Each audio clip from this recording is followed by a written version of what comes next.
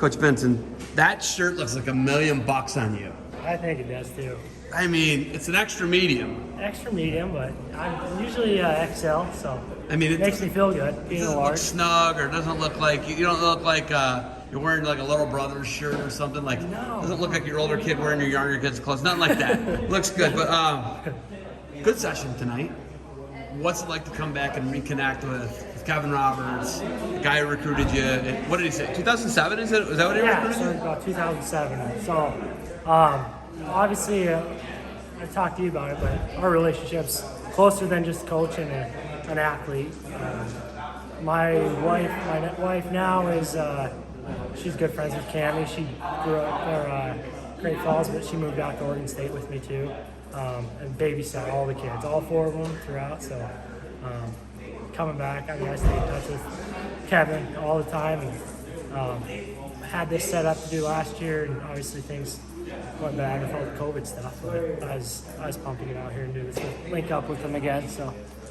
When you get to come and catch up with them and tell old time stories, and I liked when you guys do the Zaleski voice. That's fun. the humble mumble is one of my favorite. But when you get to come and catch up with them, talk old times, and just kind of reminisce, and then see the kids grow up. What's that like for you to come back and see that? It's awesome. I usually have about the first hour of just gut laughs because that's when he's most excited and most animated. So he has us rolling on the floor that first hour. But it's good seeing the kids. They've all gotten so big since the first time we saw them. I mean, we were there when Colton was born. Now he's about almost as tall as Desiree. So it's awesome coming out and seeing those guys. And, just definitely want to do it more now that he's got things rolling with camps. And I think that's definitely going to be in the plans. Have your thoughts on him changed at all? Because think about it. He recruited you as a young man, high schooler. Then you go and you wrestle for him for 5 years. There's 5, right? Yeah. So you wrestle for him, you redshirt a year, you wrestle all 4 years, make the NCAAs for Oregon State.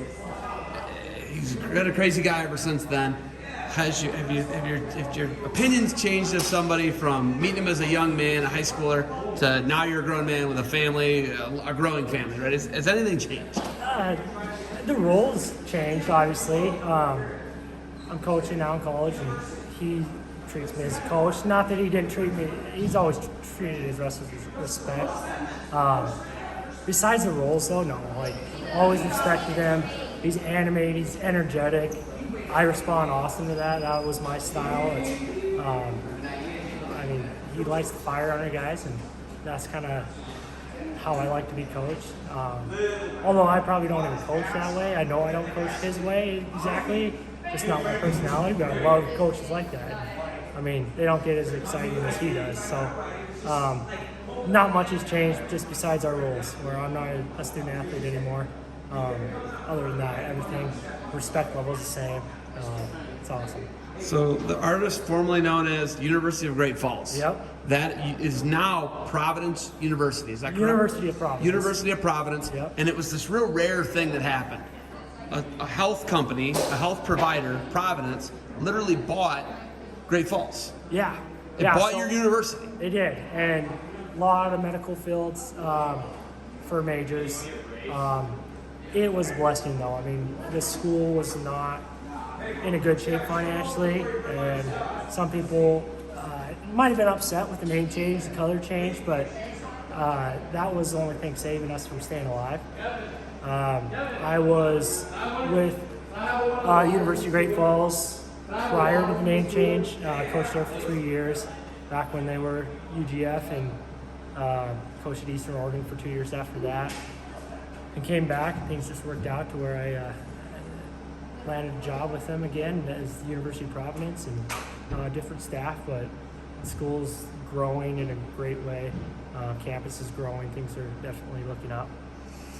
Talk NAIA versus D1, D2, D3, JUCO. You guys are NAIA, Yeah. right? And NAIA is what happens is whenever somebody usually wants to start, for example, Notre Dame College is the easiest example for me. They were NAIA, Yeah. and then they made the jump to NCAA Division II, Yeah. right? So, for a while there, especially, I don't know, the first decade, 2000s here, you were seeing that a lot.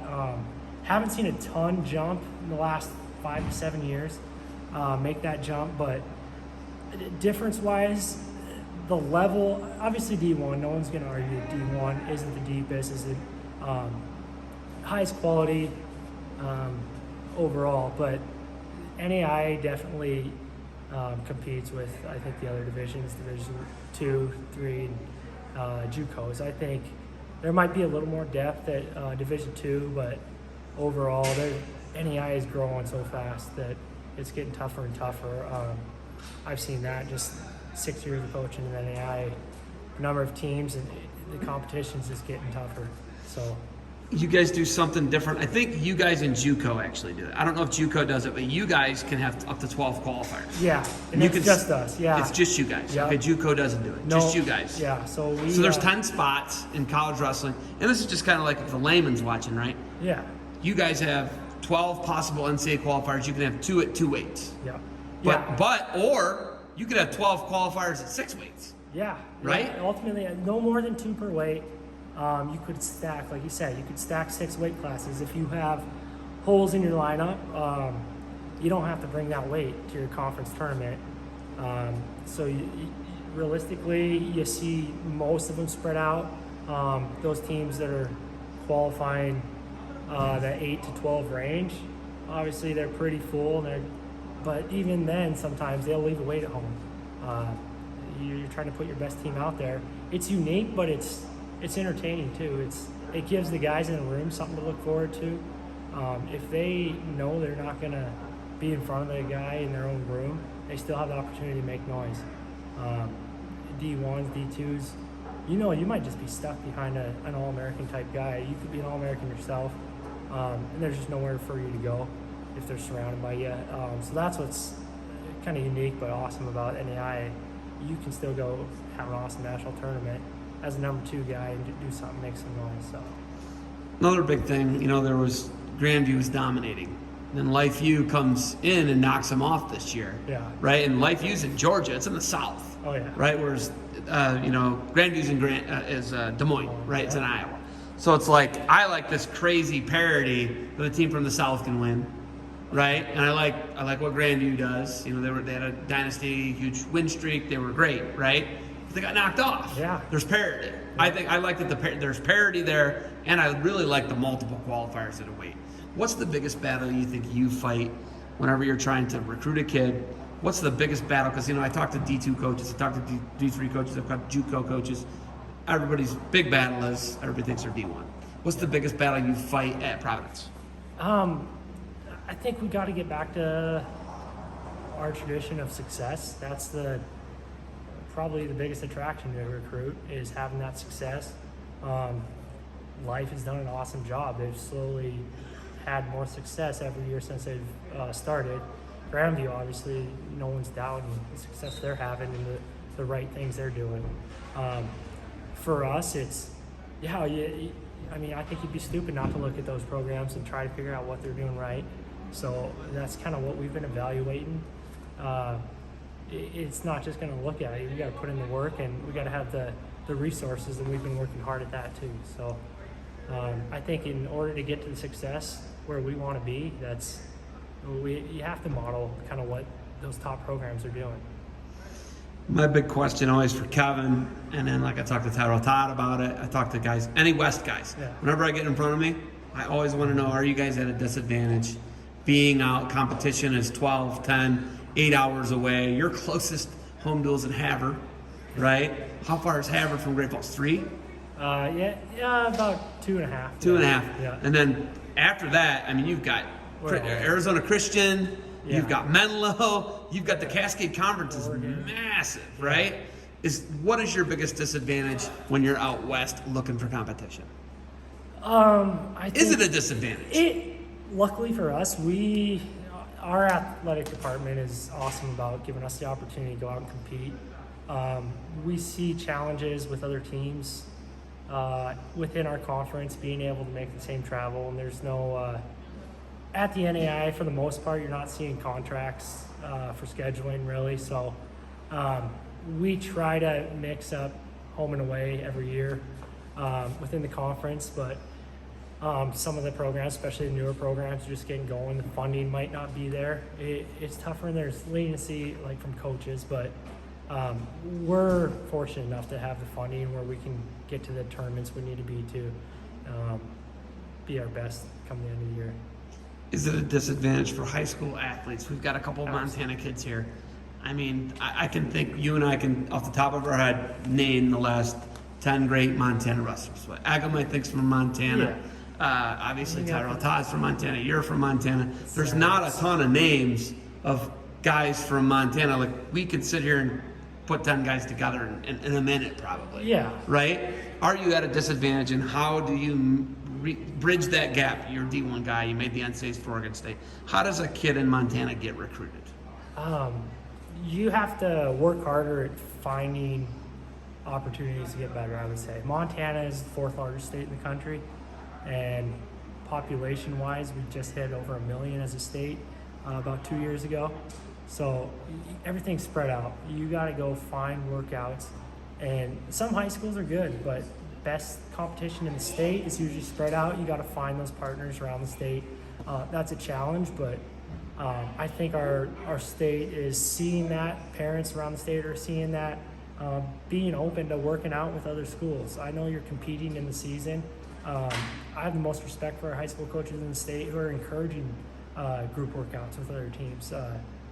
They're not trying to protect. If we're trying to get kids to the next level and at their best, they got to be able to work out with the best in the state. So we're seeing more of it at the high school level. I think that's going to continue to grow. I don't want our state to blow up. I love it just how it is, nice and open, population-wise. So that's just part of the puzzle. You're going to have to travel to get to places. Finding the resources might be tough, but a lot of good high school coaches, club coaches out there helping kids out, getting them to places they need to be, get better. So massively geographic. It's huge, right? I think to go from like Libby down to like by like Rushmore, right? I think that's probably like 16 hours. Does that sound about right? About 13, I think, from corner to corner. Right? And then make you get what I'm saying? So northwest corner, northwest of Glacier, down to by Rushmore, right? Yeah. Or Devil's Tower, basically. Corner of state, even the Billings, which isn't the far corner. Libby there, I think, is about 10 hours, and Billings is a state tournament every year. So you got. Are you serious? Yeah, people traveling. Eastern Montana, we got to talk about it. I don't want to fight. I don't want to fist fight you, but is Eastern Montana just a continuation of North Dakota? Give it to me straight. It's close, but they got. You know, that doesn't make you mad that I say that? No, it's true. Once you get past about Lewistown and area, you're getting the flatlands, and it's a long haul of fields. Fort Peck. Flat fields. I stayed in Fort Peck. Oh yeah. Do you know where Fort Peck is? It's on the Little Missouri. Mermaid Reservoir. Oh man, I was like, this is still Montana. It was wild. It's crazy the different sides of the states, just moving throughout the plains to the mountains. It's a haul, but just within the same state, it's crazy to see the different landscapes there. And then you got to go over the bitter routes to get here. Yeah. So the Lookout Pass is no joke. Oh no. Oh my! It is just like I love it. Like when I come out here, it's like I soak it up. I love it because it's not like anywhere on the East Coast. No. Like nothing. It's not even close. No, it's different. Luckily, I got that new minivan. Handles nice through those. Oh man, it's such a nice van. Okay, you got anything else for me? No, I think that's good. I'm looking forward to some normalcy this next year, and definitely University of Providence is looking to keep recruiting some hammers out there and start building back into the direction that we want to go. So, any COVID stories or anything for me where you guys had to like do some extraordinary stuff to make a competition happen or anything, or guys get none that I should probably say, so I don't. Okay, well let's leave it that way. I'm okay with that. Yeah, okay. I'm all right with that if you don't want to talk about it. Hey, thank you for the time. Good luck to you guys. Argos? The Argos. And it's Argos. Seattle colors. Argos. There, It let me is see. now. It's like Seahawk colors. I was wearing. Did they a shirt change when you that? said Did they it. change They changed that? it. So they were yellow and baby blue. UGF. It's not yellow and baby blue anymore. No, now we're Seahawk colors. How far are you guys from Glacier? About 3 hours. Is it 3 hours? 3, yeah. It goes so quick. Oh yeah, no, Because you're just like so pumped up to get to the Going to the Sun and It's East Glacier tickets and St. only this Mary year. and all that. Yeah, tickets only this year. So we were gonna go. Really? Yeah, we were gonna go up How do you this do that? summer. You got is it lottery? It's like lottery style. I Yeah. don't like that one bit. No. I don't like that one bit. No. But Big it is Sky, what it thank you for the time. Good luck to you guys, all right? is. Thanks.